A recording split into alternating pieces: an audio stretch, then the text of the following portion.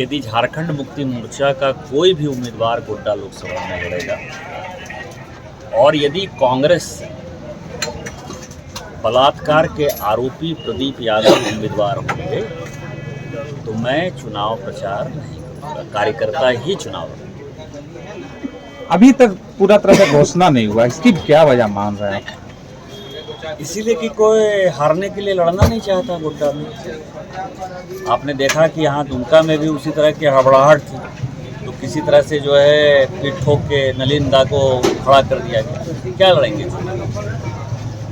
इनके पास कोई उम्मीदवार मिल नहीं रहा है और कितनी भगदड़ है। जब मैंने कहा था, जो सबसे इम्पोर्टेंट आप लोगों के साथ मैं बात करना चाहता था कि मेरी बात को सुप्रियो भट्टाचार्य ने हवा में उड़ा दिया। मैंने कहा था जिस दिन सरफराज अहमद ने इस्तीफा दिया था गांडे की सीट से कि सरफराज अहमद राज्यसभा के सदस्य होंगे, राज्यसभा के सदस्य हो गए। मैंने कहा था कि कल्पना सोरेन जी गांडे की उम्मीदवार होंगी, कल हो गई। और मेरी तीसरी भविष्यवाणी भी सुन लीजिए कि जिस दिन गांडे से कल्पना सोरेन जी जीत कर आएंगी, धक्का मारकर जो है वो चंपई सोरेन को जो है बाहर कर देंगी। वो इस प्रदेश की मुख्यमंत्री होने जा रही है, क्योंकि हेमंत सोरेन जी को बेल मिलना नहीं है।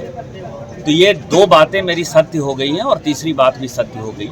खिसियानी बिल्ली खंभा नोचे से कुछ नहीं होता है। ये अब चंपई सोरेन को तय करना है कि आंदोलनकारी नेता होगा या किसी की बहू बेटी और बेटा हो जाने से नेता बन जाते हैं। ये अब झारखंड मुक्ति मोर्चा के पूरे काडर को सोचने का सवाल है। सीता सोरेन जी पार्टी से निकल गई हैं, हमारी पार्टी के उम्मीदवार हैं। लोबिन हेम्ब्रम साहब जो है किसी भी दिन निकल जाएंगे, हो सकता है कि वो चुनाव लड़े राजमहल से।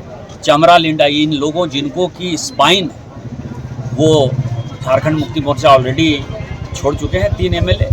और मुझे लगता है कि चंपई सोरेन को भी निर्णय लेने का वक्त आ गया, तो उनको मुख्यमंत्री बना देंगे, क्योंकि 6 महीना ही बचेगा चुनाव में। तो 6 महीने तक तो कोई बिना एमएलए बने भी जो है मुख्यमंत्री हो सकता है। मैं जीतने की कोई गारंटी नहीं दे रहा हूँ। मैं ये कह रहा हूँ कि जब उनको राजनीति में सीधा सीधा जो है चुनाव में घसीट देगी झारखंड मुक्ति मोर्चा, तो उनके मुख्यमंत्री बनने का तो रास्ता साफ ही हो जाएगा।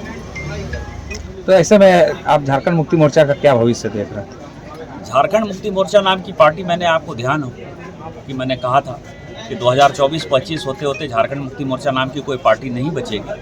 सैंबल वम्बल सब जब्त हो जाएगा। उसी दिशा में जा रहा है। कोई झारखंड चंपई हो जाएगा, कोई जैसे होता था ना, एनी होरो की पार्टी होती थी, मुंडा जी की पार्टी होती थी, जयपाल सिंह मुंडा जी की पार्टी हुआ करती थी, झापा हुआ करती थी, एनो सिक्का बनाया करते थे। उसी तरह से आप मान कर चलिए ये झारखंड मुक्ति मोर्चा जो झारखंड मुक्ति मोर्चा सोरेन, झारखंड मुक्ति मोर्चा चंपई, झारखंड मुक्ति मोर्चा मथुरा, झारखंड मुक्ति मोर्चा लोबिन, कम से कम 5-6 भागों में ये पार्टी विभक्त होती है। सीता सोरेन अभी लगातार अपने पति के मौत की जांच की मांग कर रही है, तो आप कितना साथ हैं उनका? ये तो मैं 2009 से ही कर रहा हूँ। मैं तो 2009 से, मैं आपको बताऊं कि किसी भी व्यक्ति की अस्वाभाविक मौत यदि होती है तो बिना पोस्टमार्टम के आप उसको कैसे जला देते?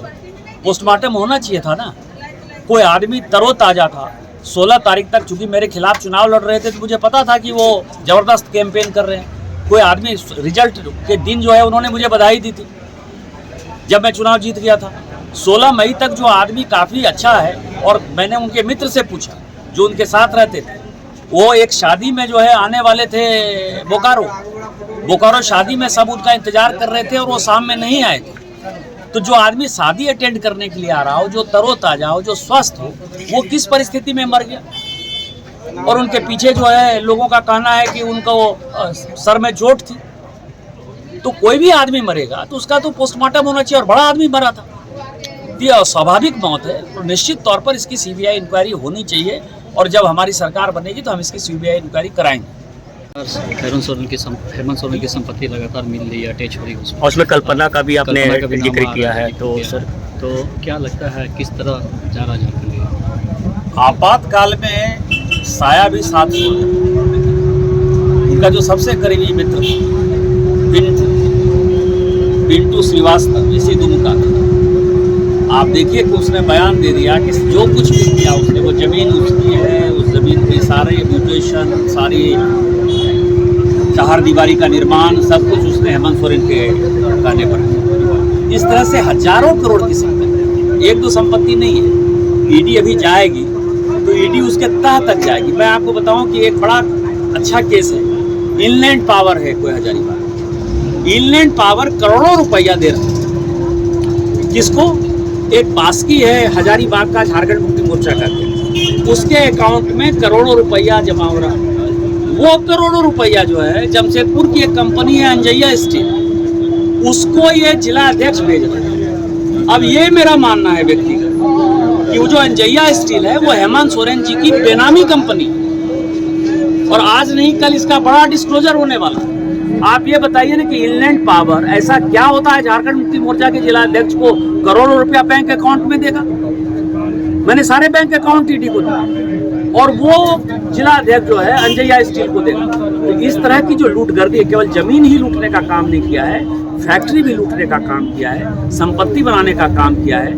और जो लोकपाल की जांच बढ़ेगी, जो लोकपाल ने सीबीआई इंक्वायरी की है, जिसमें कि शिबू सोरेन जी और उनकी पत्नी और उनके परिवार के लोग उसके दायरे में आएंगे, तो जो जो ये बढ़ेगा, तो जो मैंने आपको कहा था पहले भी और बाद में फिर से कह रहा हूँ कि सीता सोरेन जी का परिवार के अलावा कोई आदमी जो है चुनाव लड़ने के लायक नहीं होगा, काबिल नहीं होगा। ये मैं लगातार कह रहा हूँ।